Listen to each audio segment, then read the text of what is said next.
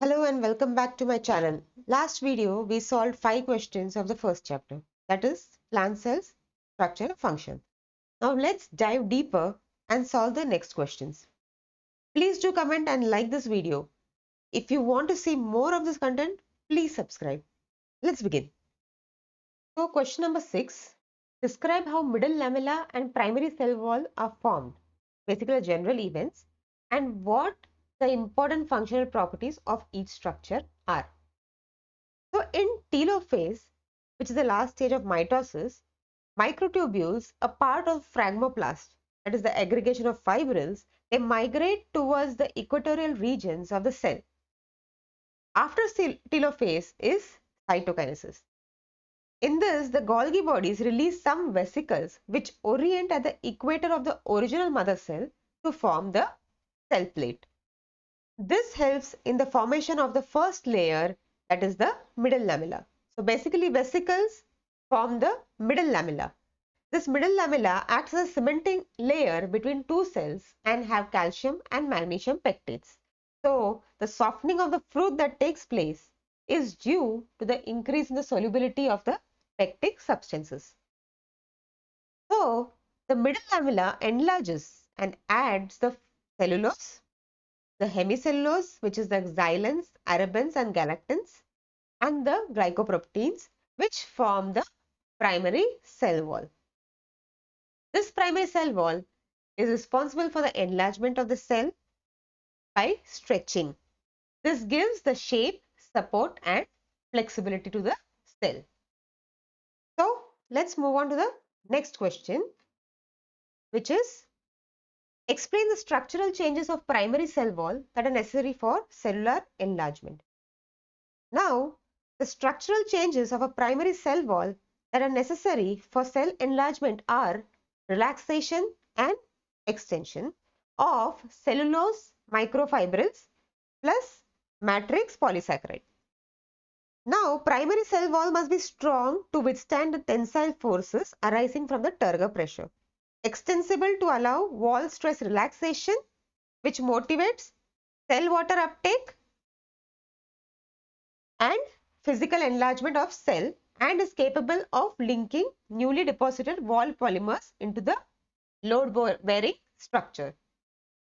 Now, various factors mediating relaxation and extension are: the first one is expansins. They induce relaxation by binding to the cellulose and disrupting the hydrogen bonds between the cellulose and the matrix polysaccharide. The second one is the endoglucanases, which regulate polymerization and crystallinity of cellulose by hydrolyzing beta-1,4 glycosidic bonds in cellulose plus matrix polysaccharide. The third one is the pectin methyl esterase. This affects the porosity and rigidity of the cell by demethylesterifying pectins and modulate their interactions with the calcium. And the final one is the xyloglucan endotrans glycosylases. This influences cell wall plasticity and elasticity by cleaving and rejoining xyloglucan chains and altering binding to cellulose. Okay, cool. Till now smooth or went above the head? Comment and let me know. Okay, till now the questions in the chapter were straight, had straight answers in the chapter, though I had to pick something from here and there. But ये वाला question took major time of mine because I wanted to give you a perfect answer and not just बस डालने के लिए something. So, बस enough of my तारीफ. Let's go ahead.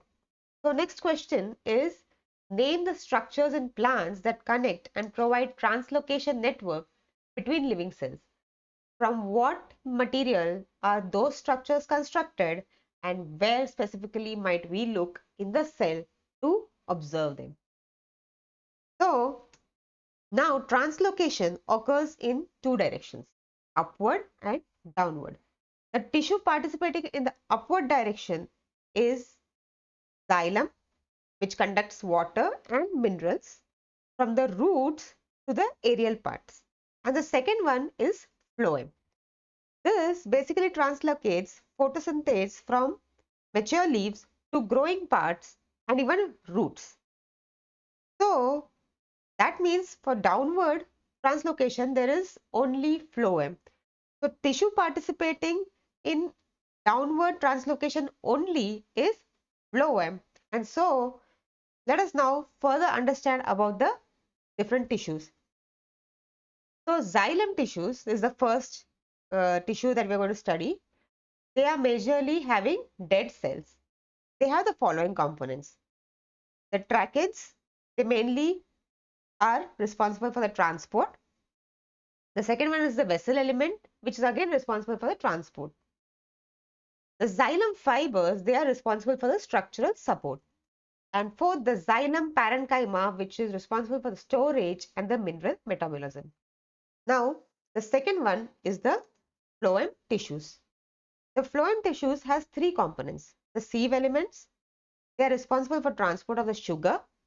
The companion cells, they regulate the function of the sieve elements, and the phloem parenchyma, which store and release the food molecules.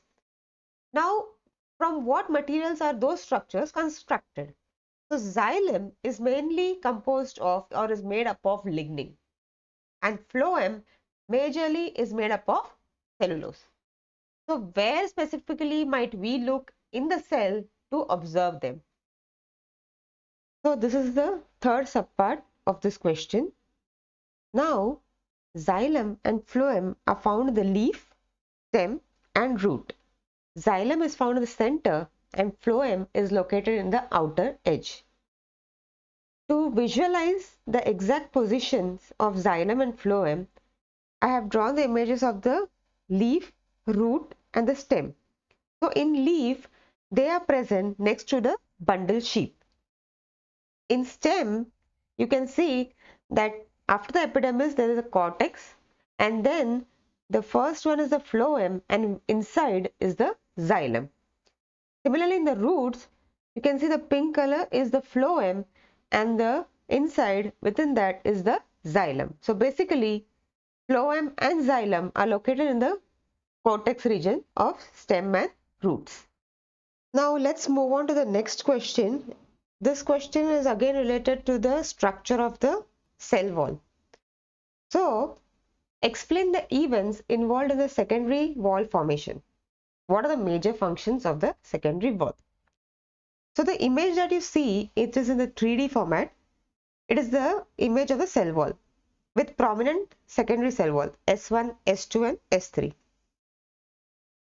Basically, the formation of the secondary cell wall starts after cells stop expanding and reach final size and shape. Then the additional layers of cell wall materials between the primary cell wall and the plasma membrane are deposited.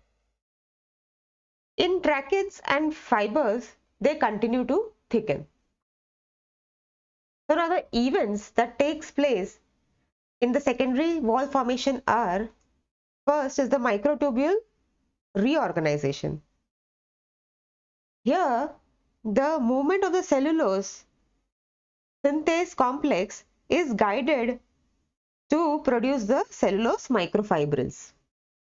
The second one is the cellulose synthesis. The cellulose synthesis are composed of multiple cellulose synthase proteins that catalyze the polymerization of the glucose units into cellulose chain, and this CSC extrude cellulose microfibrils. The third one is the hemicellulose synthesis. The hemicellulose cross-links with cellulose to provide support. The main hemicellulose in secondary cell wall are the xylens and the glucomanons. The fourth one is the lignin synthesis. The lignin deposition occurs in specific pattern that affects the accessibility and digestibility of the cell wall polysaccharide. Now, what are the major functions of the secondary cell wall? The functions are mechanical support, rigidity and strength. In xylem, the important function is to prevent collapsing of the water conducting cells during high water tension. तो आज हम लोगों ने basically देखा है questions on sale wall का structure, functions with a bonus question of course. Next set of questions I will be uploading soon. Till then, take care.